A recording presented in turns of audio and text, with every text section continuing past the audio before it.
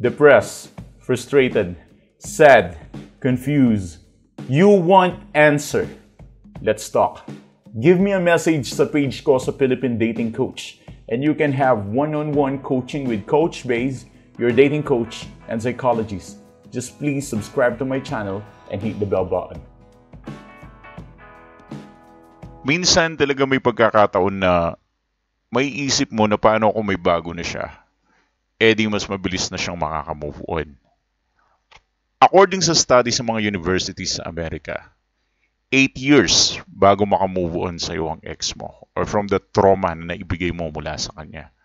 So, sa madaling salita, kahit dumating ka pa sa point na talagang, alam mo yon, talagang sobrang wala na siyang pakialam sa'yo and you feel like you are nothing to her, it requires 8 years para bago ka tuluyang makakalimutan ng tao. So ano ba talaga nangyari at bakit nakalimutan ka na niya? Hindi ka naman niya nakalimutan, nandun ka sa memories niya. Lahat ng pinagsamahan nyo, maaalala niya yun. Banggitin mo yung pinakamagandang restaurant na pinuntahan nyo, maaalala niya yun. Banggitin mo yung mga paglalakbay nyo or pinagsamahan nyo, lahat ng yun hindi mabuburo sa alaala niya. Yung memories nyo dalawa, nandun pa rin sa kanya. So ano nangyari at ano ang main problem? Bakit ang ex mo ngayon is parang nawawala na sa line at parang hindi naman sa nalimutan ka. Girl, man, hindi ka lang mahal ngayon. Ibig bang sabihin nun, hindi ka minahal? Hindi, minahal ka. It is just nawala lang yung intensity ng relationship. Nawala yung init ng pagmamahal. May love pero yung fire of that love, yun yung nawala. Okay. Eto ang nawala. Yung attraction. Nawalan ka ng dating. Nawalan ka ng attraction. Hindi na siya attracted sa'yo. Kahit ano pa sabihin mo sa akin na pinag-iwayan nyo or pinagkaguluhan nyo, yun lang yung pinakarason. Your ex is no longer attracted to you. She's not into you.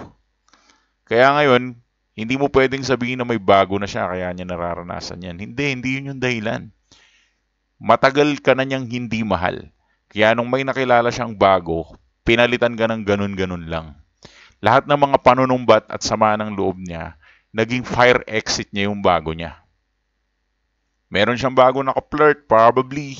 At lahat ng mga atraso mo sa isip niya, nilabas niya doon sa ka-flirt niya na bago. Ginawa niyang fire exit yung bago na yon para makalabas siya sa'yo. That's absolutely a probability. Pero sino bang sisisihin natin? Yung ex mo, ikaw, o pareho? Baka probably may mga pagkukulang ka talaga na legit, kaya siguro nakipaghiwalay sa'yo ng ganyan. Or baka, alam mo na, kulang ka sa thrill, kulang ka sa attraction para i-keep mo siyang motivated para lalo ka mahalin from time to time at lalo siyang tumagal sa life mo. Anyways, kaya ka nga nanonood ng videos ko dahil may solution tayo Etong tatlong step na to, ito yung mga pinaka-solutions. Number 1 na solution na mabibigay ko sa'yo. Una sa lahat, ang pinaka-best solution dyan is to let go. Huwag mong pilitin, iparamdam mo na kaya mo rin siyang i-let go, di ba? Kasi kung hindi mo siya i-let go, mas lalong bababa yung attraction mo. Kung lalo mo siyang kukulitin, mas lalo mo siyang i-validate sa nafe-feel niya na wala ka ng kwentang tao. Lalo mo lang i-confirm yun. The more na nangulit ka pa sa kanya at kinulit mo na magbalikan kayo, the more na mawawalan ka ng saysay sa kanya, the more na magiging needy ka. So, ang magiging outcome nun, mas lalo kang magiging prone sa disposable. Di ba? Magiging disposable ka sa kanya. Kaya ang mangyayari, kapag hindi ka nag-let go, kukulitin mo siya. At kapag kinulit mo siya, lalo mo lang siyang tinutulungan na mag-move on sa'yo kasi pumapayag ka maging friend zone. Diba?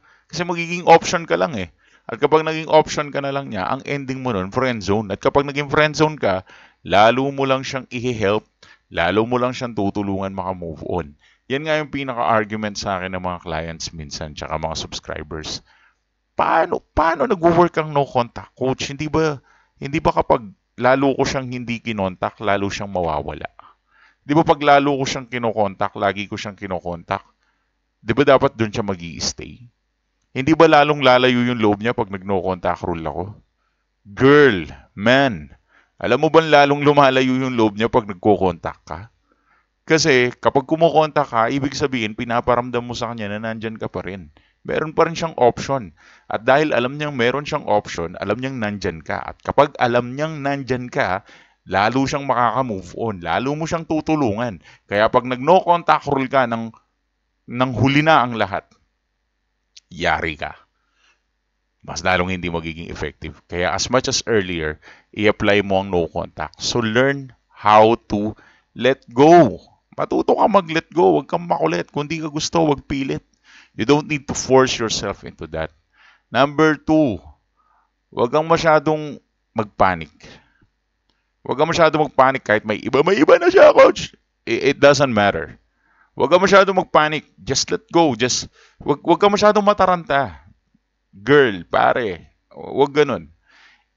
Ang pagiging tarantahin sa mga ganitong sitwasyon, ang pagpapanik, hindi makakatulong. Lalo lang makakasira. Huwag kang maging small-minded, but instead, think big. Isipin mo na lang na mahaba ang panahon. Hindi naman makaka-move on sa yan. Kakasabi ko lang, 8 years bago yan makamove on sa'yo.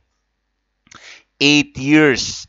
8 years kang magiging trauma sa isip niya. Yung mga memories nyo, alam nyo pa rin yun. It will become 8 years. Ganun katagal. Di naman agad-agad malilimutan ka nun. Huwag kang mag-alala. Huwag masyadong maliit ang utak. Remember, mahaba ang days, mahaba ang months. Huwag kang masyadong ma-anxious.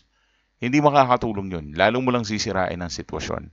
Pangatlo, i-apply mo yung mga tamang technique na akma sa'yo. Madami akong video dito sa YouTube. Ang daming technique dito. Pwede mong i-apply yung akma sa'yo. Ayun lang. Iba-iba yung technique natin. Sabi ko nga, umabot na ako almost 160, 170 techniques. Marami akong ganun. I have 160 and 170 techniques. I-apply mo yung tamang technique sa'yo. Panoorin mo dyan sa YouTube hanggang makita mo. Pero if in case na nakakapagod na maghanap, magpa one-on-one coaching ka na lang, pwede naman yun. And I can discuss to you what is the proper and appropriate technique sa'yo na kailangan mo ma-discover in order for you to get your ex back. Anyway, thanks for watching.